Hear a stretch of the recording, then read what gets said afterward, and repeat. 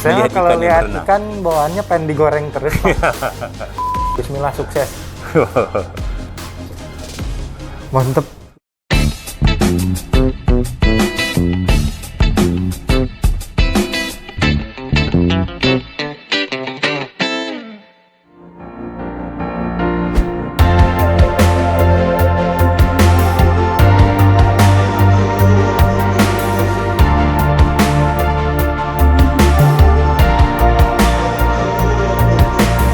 Jadi Mas, ini yang saya bicara tentang lantai 28 itu, tempat penthouse. Penthouse ini sebenarnya saya jarang tinggal di sini. Tempat istirahat. Karena saya akan menginap di sini kalau ada satu acara-acara ya macam hari Sabtu, saya datang hari Jumaat. Jadi saya akan menginap di sinilah ya. Ini diibaratkan rumah kedua saya lah. Jadi kalau di sini macam saya bilang tadi, apabila Dimas di sini, Dimas akan melihat keindahan kota Jakarta itu tadi. Ini dia, Kita lihat keindahan kota pemandangan Jakarta yang tuh. tinggi, Pemandangan tinggi yang banget, tinggi. pegangan dulu. Ini lantai 28. Ya. Ini kalau loncat berasa nih. Ya. Wah, keren. Gabut, misalkan malam-malam lihat keluar banyak lampu gitu. Di sini apa aja ada loh. Mas. Ini pendidikan, perusahaan. Ini saya punya, adalah banyak. saya punya ruangan tidur saya di dalam sini lah. Boleh, Pak. Bisa saya. Ini ruangan tamu. Ini ruangan. Assalamualaikum. Waalaikumsalam warahmatullahi. Tempat istirahat, tempat keluarga saya apabila mereka ini kita ada satu acara, kita akan menginap di sini, tempat kita beristirahat. Fasilitasnya menakjubkan sekali di sini. Ya. Keren. View-nya lebih bagus loh. Ini kita bisa melihat view dari sini. Tinggi banget. Jadi kalau malam-malam itu mau tidur tuh nggak perlu AC pun nggak apa-apa, dah cukup dingin gitu. Jadi inilah Dimas, penthouse yang saya gunakan. Wah, saya mau nyobain sofa ini dong, Pak. Istirahat. Saya bisa saya coba. Bagaimana? Ini sofa saya. Biasa saja Dimas ya. Saya rasa mungkin sofa di rumah Dimas lebih empuk dan lembut daripada sofa di sini. Di kosan saya mah nggak ada ini yang kayak gini. Waduh. Ini kalau sesuatu yang saya pulang terlalu lambat, malas pulang ke Raffles, maka saya akan menginap di sini lah. Jadi saya ibaratkan ini sebagai rumah kedua saya.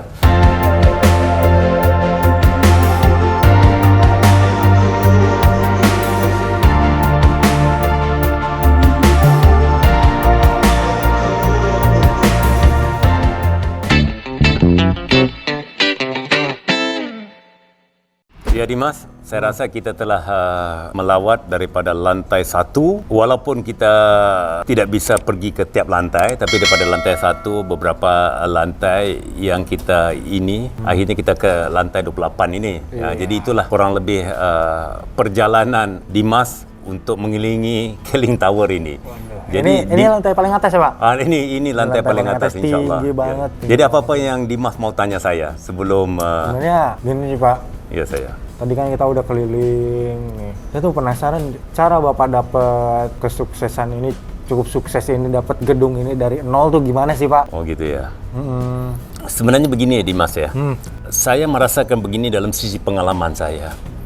Setiap manusia tuh diberikan kesempatan sama yang sukses. Tapi yang membedakan antara satu sama lain itu tadi adalah kerana harga yang mereka bayar itu tadi. Jadi kita akan siap membayarnya kalau kita benar-benar dihadapkan oleh satu problem. Dengan problem diibaratkan beginilah, apabila kita sudah benar-benar mental di tembok gitu ya, kita nggak boleh ke belakang lagi, mau nggak mau mentok di tembok itu tadi, kita nggak boleh ke belakang lagi, mau nggak mau satu caranya untuk kita hidup kita harus berjuang. Jadi ini yang memberikan satu kekuatan kepada manusia itu tadi, dan itulah perjalanan hidup saya itu tadilah. Kerana saya kalau cerita perjalanan hidup saya tidak ada yang spesialnya Dimas. Saya menulis sebuah buku yang dinamakan buku tu Breaking Fee. Breaking Fee itu maksudnya harga sebuah perubahan. Kalau orang melihat saya, Pak Razi ini sukses ya, Pak Razi ini spesial. Sebenarnya saya merasakan saya tidak spesial. Kalau cerita tentang kehidupan saya Dimas ya, saya ini sebelah ayah saya ada keturunan Arab daripada Yaman gitu ya. Iaitu apabila kakek-kakek saya datang ke Malaysia bernikah dengan kakek perempuan. Jadi kalau belah ibu saya pula dia ada darah Minang. Minang itu daripada Padang lah, daripada arah ke situ ya. Daripada Pagaruyung sebelah sana lah.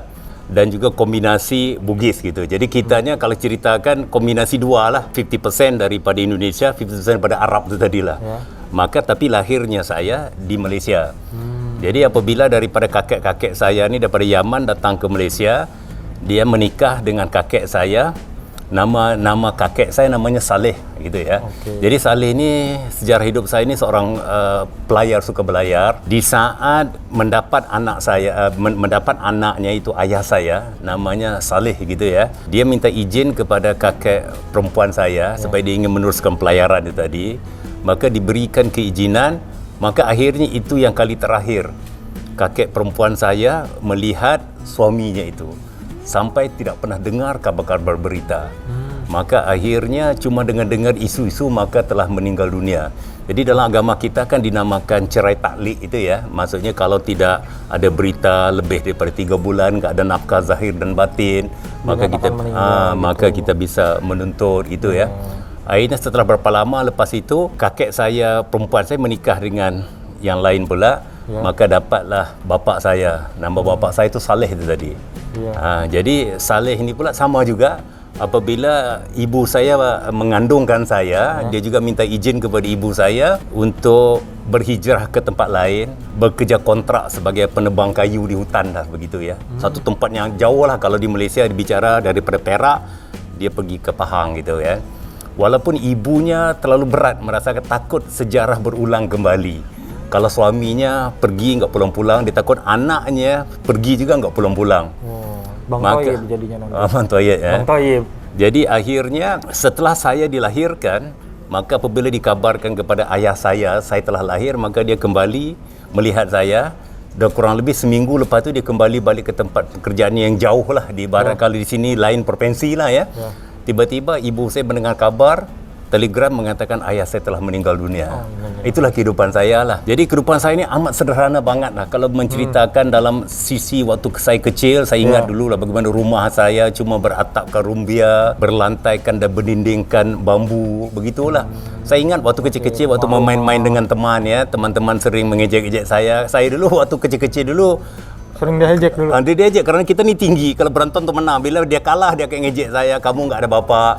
Saya ingat kakek saya, kakek saya mengatakan bahawa ayah kamu masih ada, tapi kerja menjadi militer di hutan begitu kan. Saya ingat usia saya 6 tahun ya. Ibu saya nikah satu lagi dengan ayah tiri saya. Gitulah ya. Jadi kalau ikut dalam sudut sejarahnya memang kelihatannya keluarga saya ni tunggal lelaki lah. Dapat anak lelaki meninggal, dapat anak lelaki meninggal, dapat anak lelaki meninggal. Begitulah sejarah saya. Jadi saya dibesarkan oleh kedua kakek saya, sebelah ibu saya. Maka memang daripada awalnya saya benar-benar merasakan bahawa saya harus merubah kehidupan keluarga ini. Kalau saya mulai daripada kecil tu dendam itu, dendam untuk berubah kehidupan itu memang telah wujud dalam diri saya. Dan sampai akhirnya apabila saya menikah, dalam keadaan saya menikah itu kehidupan saya masih dalam keadaan yang tidak normal lah. Bila tidak normal tu maksudnya dalam peribahasa Melayu, kais pagi makan pagi. Macam ayam lah, dapat rezeki hari ini untuk hari ini, besok untuk besok, begitulah. Buat pas-pasan hari buat pas-pasan itu lah. Tapi isteri saya ni seorang dosen. Kalau seorang dosen di Malaysia ni satu profesi yang agak bagus, gajinya agak besar kan. Tapi kelihatan kerana kesusahan yang saya alami ini membuatkan dia terpaksa memendamkan impiannya, cita-citanya lah, ingin memiliki rumah dan sebagainya. Ini sebenarnya memberikan satu tantangan buat saya. Dan sebab itu saya sering berdoa kepada Allah kan, berikan saya satu kesempatan. Saya harus bisa gitu. Berikan saya satu kesempatan saja. Dengan kesempatan itu saya akan bekerja bersungguh-sungguh lah. Dan alhamdulillah doa saya, dan pernah juga saya berdoa kalau boleh biarlah kesempatan itu jangan di Malaysia, di luar Malaysia lah, kerana kerana dah terlalu menghadapi kegagalan terlalu banyak sangat sampai saya merasakan saya ni sebenarnya Dimas adalah master of failure. Dalam kehidupan saya banyak sangat gagalnya itu. Jadi Pak Rejo ini juga mengalami kegagalan. Jadi perjalanannya tuh tidak selamanya mulus. Ya. Kesuksesan tuh tidak dapat dari instan sukses, instan sukses gitu, enggak. Itulah jadi harus akhirnya ada perjalanan gitu kan Pak. Jadi akhirnya bila dibuka ke pintu rezeki, saya ingat pada bulan April tahun 2002 apabila saya ditawarkan oleh partner saya untuk datang ke Indonesia ni, pada saat inilah doa saya telah dimakbulkan Allah. Maka sebab itulah diibaratkan kerja enggak ada siang malam lah. Benar-benar saya lakukan sebaik mungkin. Tetapi ada satu prinsip dalam hidup saya ini adalah dalam keadaan kita susah bagaimana sekalipun Dimas, jangan kita mengambil hak orang lain. Itu yang paling penting. Dan jangan menderhaka kepada orang tua kita. Kerana insya-Allah dalam keadaan begini, kalau kita jaga ini, Allah akan, saya percaya Allah akan sentiasa memberikan satu kesempatan buat saya. Dan sebab itulah bertemu dengan beberapa orang. Saya ingat awalnya saya ketemu dengan 10 orang yang siap untuk menjadi agen saya di Indonesia. Alhamdulillah daripada 10 ini, 7 orang sekarang ini telah menjadi orang yang benar-benar berpenghasilan ratusan juta per bulan dah. Saya ingat dalam awal gitu. Dan memang saya dampingi mereka terus lah. Pertama kali Bapak ke Indonesia tuh udah langsung buka pasar sendiri tentang Keling ini. Keling inilah. Langsung ruko kita, kantor kita di Ruko Mangga 2 Mall. Ya. Satu, saya ingat nombornya masih nomor 4. Saya ini sebenarnya lahir pada bulan April. Rumah saya di Kuala Lumpur itu waktu itu saya ingat nombor 44 gitu kan. Dan saya bergabung di Keling pada bulan April 2001. Datang ke Indonesia April 2002. Kalau anak saya ada 4 orang. Jadi semua 4 je lah begitu ya. Dibawa ke Indo? Oh enggak. Di Malaysia? Awalnya dahulu semua tinggal di Malaysia. Semua tinggal di Malaysia. Jadi saya sendirilah. Jadi 1 bulan merantau 3 minggu di sini, 1 minggu di Malaysia. Jadi anak saya masih kecil, tapi alhamdulillah sekarang anak saya yang paling sulung sekarang telah berusia masuk tahun ini usia yang ke-24 tahun lah. Dia mengikut saya di sini, alhamdulillah lah ya. Jadi inilah harga yang harus saya bayar, pengorbanan yang harus saya bayar lah. Kerana sesuatu yang kita lakukan itu ada harga yang harus kita bayar. Dan sebab itulah kenapa alhamdulillah di Keling ini, kalau orang yang siap bekerja keras ini Dimas ya, kesempatan untuk mereka sukses itu terbuka luas. Sebab apa? Sebab mereka ada saya yang master of failure. Jadi saya sudah faham, lakukan ini insya-Allah dia akan gagal. Tapi lakukan berarti ini insya-Allah tidak akan gagal. Kita tuh kalau mau sukses harus berani gagal. Harus berani gagal. Iya, berani mengambil resiko gitu ya. Harus Pak. berani berisiko. Tapi Bapak dapat inspirasi kayak misalkan ini ya kacamata kesehatan misalkan gelang kesehatan itu dari mana sih? Berkenaan dengan kacamata kesehatan, gelang kesehatan segala macam gini, macam saya bicara beginilah awal waktu kita di bawah tu kan saya berbicarakan bahawa contohnya macam Abdurrahman Auf tu tadi ya. Apabila dia meminta ditunjukkan pasar, apabila dia masuk pasar tu dia akan menciptakan pasar. Menciptakan pasar adalah sesuatu produk yang memang benar-benar dibutuhkan oleh masyarakat waktu itu. Jadi kalau kita lihat sekarang ini, kacamata kesihatan contohnya lah salah satu produk yang begitu viral di Indonesia ni kerana orang yang bermasalah mata terlalu banyak. Dan banyak contohnya macam, jadi apa kita buat kombinasi kayak macam contoh sebentar lagi saya akan kasih ke Dimas ini Kio Nano kacamata sunglasses itu tadi. Dia bukan semata-mata untuk bergaya, memang cantik dipakai, tapi dia mempunyai satu kelebihan yang cukup luar biasa. Dia bisa melancar penyeleng darah kita dan kita tidak akan pusing-pusing. Sekarang ini memang orang tidak bisa jauh daripada HP, laptop segala macam gitu, game itu kan. Jadi lebih dekat, misalkan lebih sering main HP gitu kan, mata kadang aduh sakit nih, sakit. Perih dan lama-lama kelamaan dia akan mendatangkan satu problem kepada penglihatannya. Sebab itu saya katakan kalau kita berbisnes ni, yang pertama kita jangan mikirkan untung banget. Untung tu yang kedua. Yang pertama adalah manfaat kepada pengguna tu tadi. Apabila itu yang kita telah dapatkan, maka baru kita fikirkan dari sisi keuntungannya tadi. Itu yang pertama. Dan yang kedua, kalau kita cerita tentang gelang yang dipakai oleh wristband itu dipakai oleh Dimas itu tadi, walaupun kita lihat gelang ini satu gelang yang biasa begitu, tapi di situ ada 7 batu di belakang gitu tadi. Di bawah itu ada 7 batu. Jadi ada gaya macam di sini Dimas ya. Ada 7 batu di sini. Jadi dalam batu ini yang membuat spesialnya gelang ini. Jadi ada batu tourmaline, dia akan melancarkan perjalanan darah kita. Ada magnetnya itu. Jadi kalau kita rasa pegal-pegal di sini, Dimas rasakanlah, insya-Allah dia akan membantu bangatlah dan dibutuhkan oleh orang-orang yang menggunakan tangan untuk bekerja ataupun orang yang berolahraga. Produk ini benar-benar memberi bantuan kepada mereka. Jadi ini maka kita ciptakan pasar di situ dan kemudian kita memberi satu knowledge yang benar lah. Kerana di dalam hukum sistem syariah kita, sesuatu yang kita berikan tidak boleh berlebihan sesuai dengan kegunaan produk itu. Maka kita berikanlah satu knowledge sesuai dengan produk itu, dan alhamdulillah dia mendatangkan satu kegemaran viral lah kepada penduduk Indonesia terutamanya begitu. Ya. Kita tuh bikin produk yang harus bermanfaat bagi orang lain, dan soal keuntungan ataupun apapun itu urusan belakangan setelah kita berhasil menguntungkan orang lain. Apa kegunaannya tuh bikin orang lain tuh wah bagus banget nih, ini keren nih, ada misalkan bikin tadi kayak kacamata tuh bikin mata jadi sehat gitu kan, nggak pusing-pusing kayak gelang ini kayak mengandung 7 batu gitu.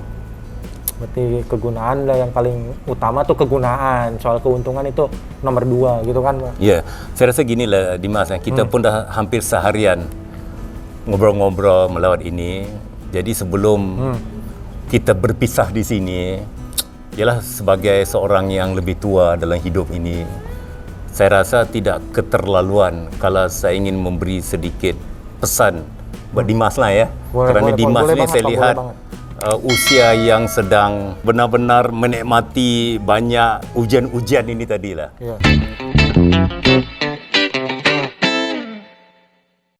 Hai guys, Assalamualaikum warahmatullahi wabarakatuh.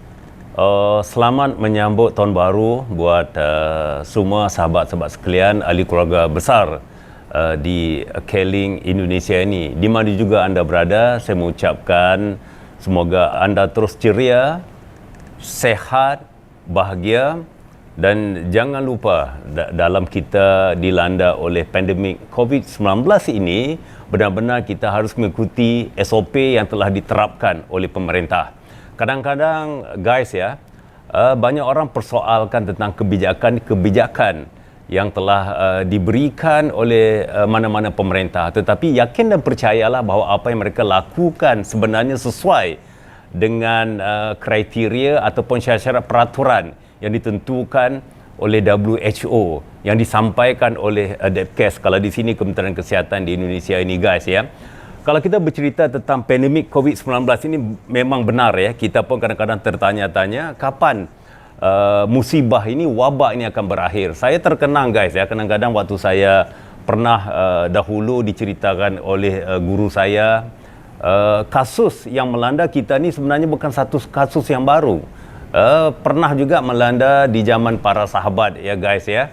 Saya ingat waktu itu guru saya bercerita dengan saya, dia mengatakan bahawa tak kala di zaman Khalifah Umar Al-Khattab apabila menjadi Khalifah Khulafaur Rasyidin yang kedua waktu itu ya. Jadi jajahannya cukup besar ya. Salah satu jajahannya adalah Syam. Jadi apabila diundang untuk memasuki wilayah Syam itu, jadi Gubernur Syam waktu itu adalah Abu Ubaidah. Jadi Abu Ubaidah menjemput Umar untuk masuk ke negeri Syam.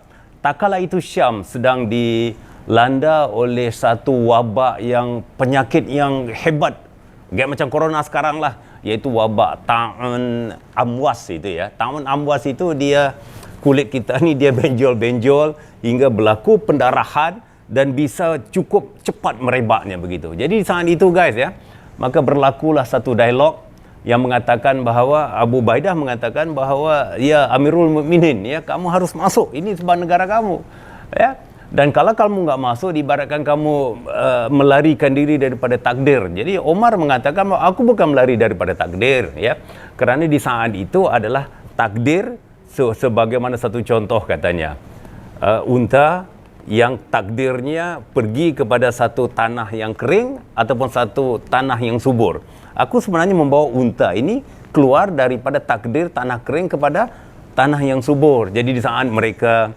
berargumentasi itu, datanglah Abdurrahman Auf yang mengatakan bahawa memang pesanan daripada Rasulullah tak kala itu, apabila terjadi satu wabak yang mematikan seumpama ini, orang di dalam katanya jangan keluar ya. Dan orang yang di luar jangan masuk ke dalam jajahan tersebut. Jadi pulanglah Umar ya. Tak kala itu dengan tangisannya apabila mendengar bahawa banyak sahabat-sahabat yang wafat, kurang lebih 20,000 waktu itu, termasuk Abu Ubaidah juga wafat ya. Suhail juga wafat, Mu'az juga wafat dan sebagainya. Dan kesembuhan daripada wabak ini apabila berganti gubernur. Waktu itu Ammar bin Ash, seorang gubernur yang cukup cerdas, yang kerana dia melihat merebaknya itu, maka berlakulah satu social distancing ataupun physical distancing itu, yang mana tidak boleh terlalu dekat dan banyak yang dibawanya ke gunung, maka wabak itu pun hilang waktu itu. Guys, ya. Jadi ini terjadi. Ini sebenarnya bukan perkara yang baru. Jadi pintar-pintarlah kita, ya. Dalam konteks begitu, guys, ya. Saya ingin membawa kepada satu kisah tentang dalam keadaan kita kebingungan menghadapi wabak ini, pasti juga kita harus menceriakan diri kita untuk melihat satu potensi masa depan yang cukup gemilang ataupun cukup cemerlang itu. Saya sering menggunakan perkataan cemerlang dan gemilang itu. Okey guys, sebagai pimpinan yang tertinggi di Keling Indonesia ini, memang satu tanggungjawab saya. Satu tanggungjawab saya untuk membuat satu program yang baru, untuk membuat satu tindakan yang baru. Kerana saya mempercayainya bahawa new idea akan memberi satu harapan yang baru. Jadi ide yang baru akan memberi satu harapan yang baru. Dan insya-Allah satu harapan yang baru ini akan memberikan satu semangat yang baru.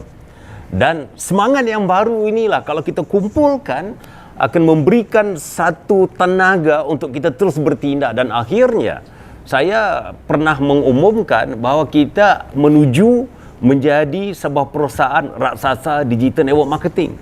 Dan saya tidak pernah lari daripada apa yang telah saya ucapkan. Memang program-program kita sekarang ini kita menjurus kepada itu. Okey guys, ya. Apa visi ataupun misi baru yang akan kita terapkan pada tahun 2021 ini? Kita faham, ya.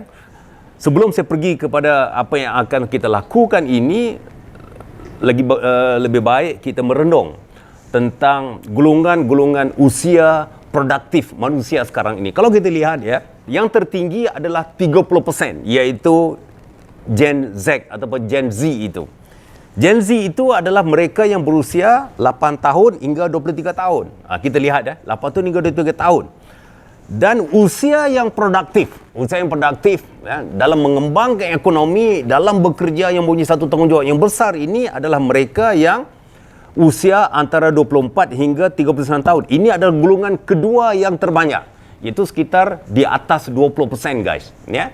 Manakala yang telah berusia 60 tahun ke atas itu, kalau kita melihat daripada daftar penduduk dunia, dia kurang lebih 9%. Jadi intinya, guys, kalau kita mau besar, kita harus pergi kepada pasar yang besar, market yang besar. Jadi kalau market yang besar, mau tidak mau adalah market golongan milenial. Jadi kalau saya pernah bertanya, berkumpul, bercerita, komunikasi, diskusi sama golongan-golongan milenial, dan saya rasa pasti anda juga memahaminya dan mengetahuinya bahawa golongan-golongan milenial ini, kalau kita berbicara dengan mereka, ya, mereka harus berbicara melakukan apa jua dengan cara online. Sampai ada yang mengatakan, kita ni golongan milenial tidur pun online, katanya. Sebab itulah, guys, kenapa kita menerapkan program-program online ini tadi. Kerana kita mau menciptakan pasar yang besar, sebagaimana yang telah dipesankan oleh Abdul Rahman Auf. Dalam keadaan dia minta ditunjukkan pasar, pengajaran yang kita dapat pada Abdul Rahman Auf itu adalah menciptakan pasar. Jadi menciptakan pasar, kita tidak boleh lari daripada arus yang melanda sekarang ini. Arus itu adalah arus digital. Kalau kita lawan, kita akan terkubur, guys. Dan ini yang kita tidak mau lakukan. Dan sebab itu kita harus lakukan. Tapi jangan salah, kita maintain offline ini. Program-program offline kita maintain. Semua kita maintain, kan. Tapi modul-modul ini juga kita bawa kepada online. Supaya apa? Menarik minat golongan-golongan milenial ini, pasar yang paling besar ini, guys. Ya, sebab dululah apabila kita berceritakan 400 BV, besarnya bagaimana menjual produk. Tapi sekarang ni golongan milenial dia bisa menjual 1000 BV, 2000 BV, 20,000 BV satu bulan pun bisa. Golongan milenial dengan konsep online yang mereka lakukan itu. Sebab itulah, guys, aplikasi yang baru yang sedang kita bangunkan sekarang ini adalah benar-benar kita kompak bekerjasama dengan semua ahli keluarga besar Keling ini adalah di sana anda introduce aplikasi ini kepada prospek anda, kepada teman anda, insya-Allah mereka akan menjadi customer kepada Keling. Kita akan bantu anda service customer ini. BV kita yang bekerja, anda dapat BV. Ini kita lakukan juga, ya. Dan aplikasi ini juga adalah untuk membuat sponsoring juga. Anda juga bisa membuat submission dari aplikasi ini dengan HP. Semua aplikasi tercatat di sini. Jadi intinya adalah memang sesuai daripada awal saya menjejakkan kaki di bumi Indonesia. Pada tahun 2002, target saya satu saja. Saya sentiasa mencari jalan supaya mereka yang datang ke Keling ini merasakan gampang banget, mudah banget untuk menjalankan bisnes ini. Dan mereka yang benar-benar loyal, siap kerja keras, inovasi yang tidak akan give up. InsyaAllah satu hari nanti mereka rata-rata akan menjadi seorang minimal Platinum Leaders Club itu. Buat apa saya sukses kalau anda tidak sukses? Intinya begitulah. Kerana seorang yang sukses, pengusaha yang sukses itu dia tidak sukses kalau orang-orangnya tidak sukses. Jadi sebab itulah guys, kenapa walaupun usia saya telah lebih daripada 60 tahun, insyaAllah berapa bulan lagi sudah pergi pada 62 tahun ini, saya akan sentiasa berfikir, saya akan sentiasa mencari satu tenaga muda yang baru ni tadi. Kenapa? Supaya insya-Allah cita-cita saya, impian saya, tujuan saya, semoga mereka yang berada di keliling saya ini, mereka akan merasa bahagia, nyaman dan merasa bangga menjadi sebahagian daripada ahli keluarga besar Keling. Sebab Keling sentiasa memikirkan bagaimana caranya untuk membahagiakan, mensukseskan ahli keluarga di Keling ini, khususnya di Indonesia ini. Itulah guys. Jadi saya doakan semoga anda jangan sesekali putus harapan. Jangan macam putus cinta pun pula begitu. Jangan putus harapan. Ya, insya-Allah jangan sesekali kita putus harapan, ya. Kerana kita akan terus memberikan kepada anda inovasi yang baru. Dan insya-Allah alhamdulillah saya ingin memberi announcement di sinilah guys, ya. Insya-Allah, ya. Ini bukan satu rekayasa, ini satu kenyataan bahawa sesungguhnya Keling Indonesia adalah yang terbesar pasarannya untuk di mana-mana Keling di dunia ini. Dan kita akan terus menjadi contoh pemimpin dalam industri digital network marketing ini. Ya, insyaAllah, ya.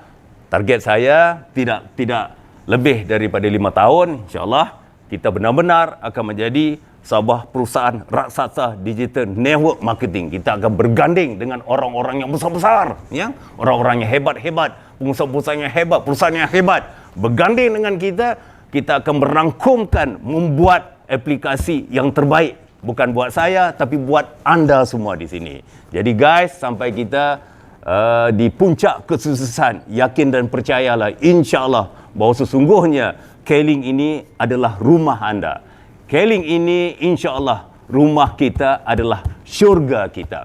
Bahagia dan nyaman berada bersama dengan Keling. Sukses buat anda. Okey guys, jangan lupa senyum sejuta bibi. Wabillahi taufiq wal hidayah. Wassalamualaikum warahmatullahi wabarakatuh. Jangan lupa senyum sejuta bibi.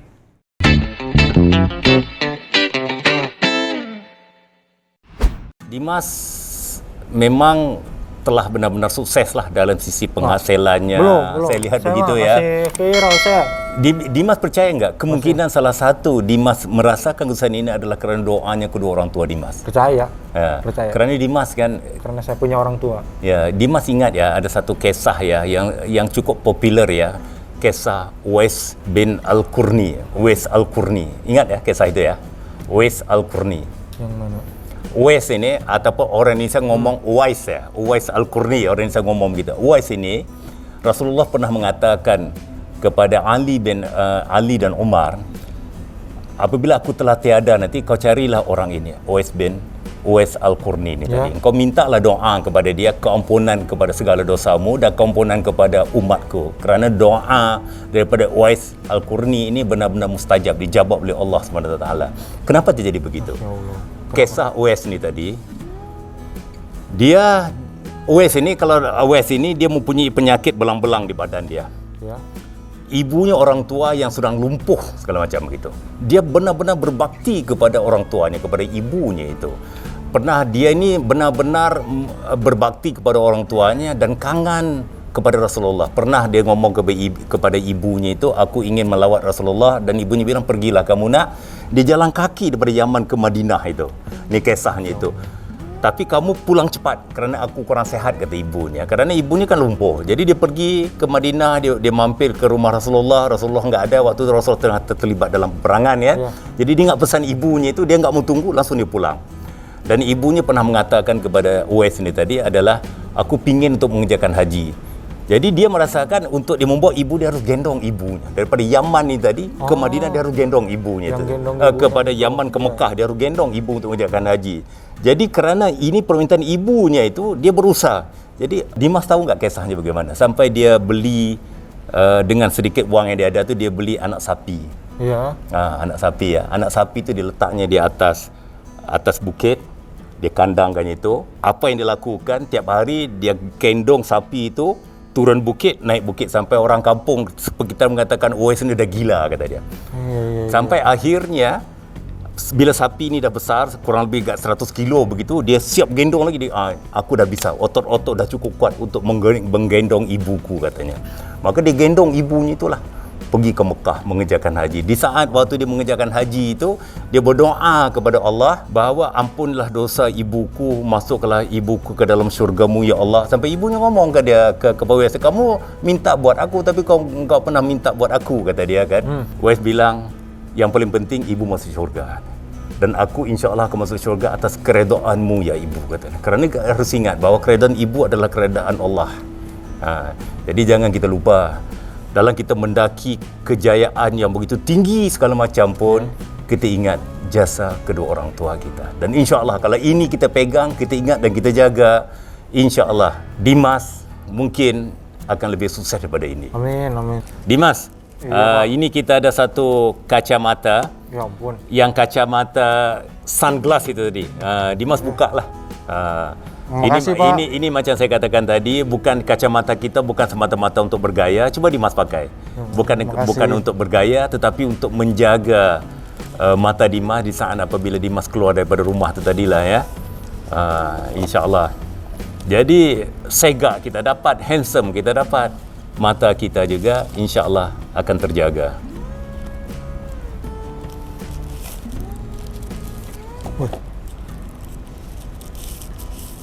Mantap, keren.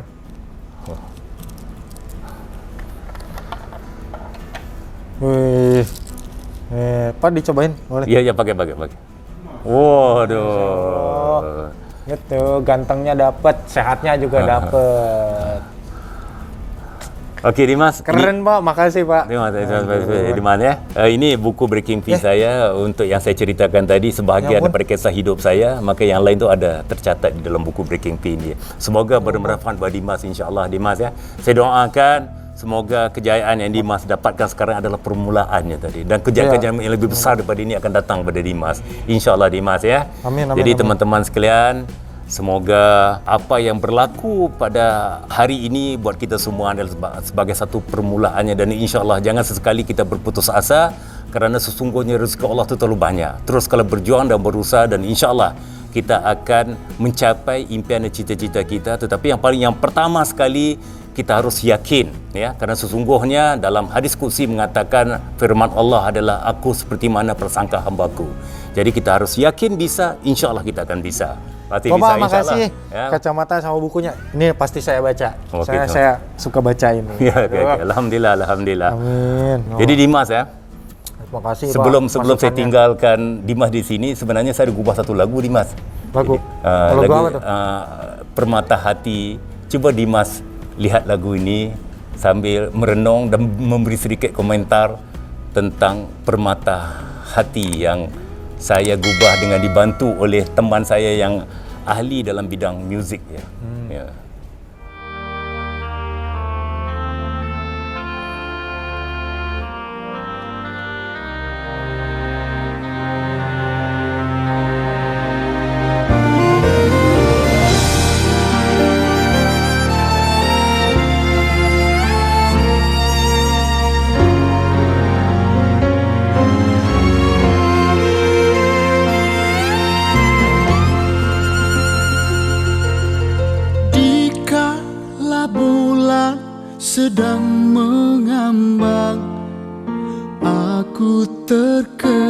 tentang masa yang silam, di mana engkau dilahirkan. Permata hati, pengobat luka. Masih ku ingat saat bahagia kita berlari bersama-sama, mengejar bayang di waktu senja. Sambil tertawa kita bercanda. Pernah kau katakan padaku, bila engkau dewasa nanti dan ayah tak harus bekerja, kan kau buat bahagia. Dan kini kau telah dewasa, mengapa engkau cepat lupa? Apakah kau tak punya masa melihat ayah bunda?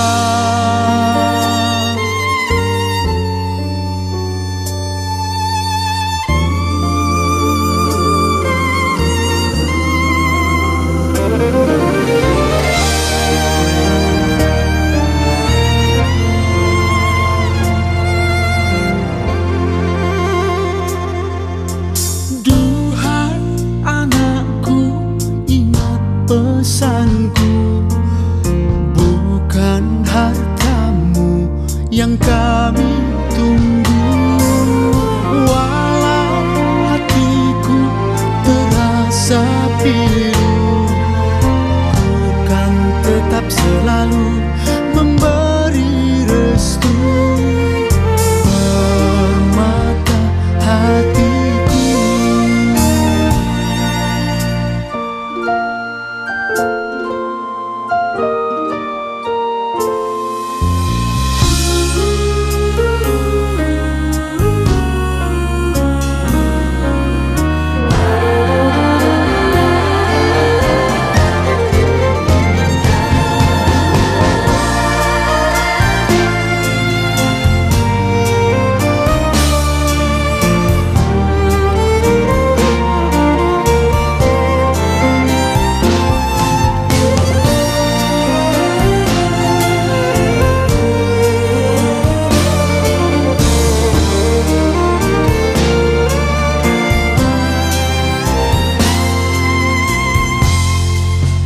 Pernah kau katakan padaku, bila engkau dewasa nanti dan ayah tak harus bekerja, kan ku buat bahagia.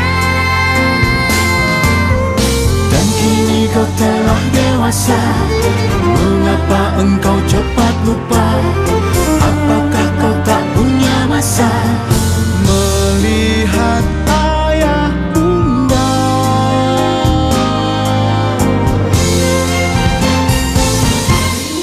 Pernah kau katakan padaku, bila engkau dewasa nanti dan ayah tak harus bekerja, dan kau buat bahagia. Dan kini kau telah dewasa, mengapa engkau cepat lupa? Apakah kau tak punya masa melihat ayah bunda? Duhai anakku, ingat pesanku, bukan hartamu yang kami tunggu. Walau hatiku terasa pilu, ku kan tetap selalu memberi restu. Permata hatiku, permata hatiku.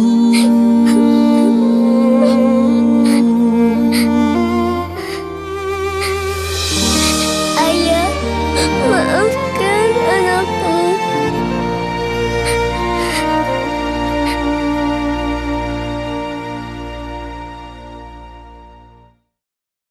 Jangan lupa like, subscribe, komen, dan loncengnya juga dipencet, oke? Kita bersatu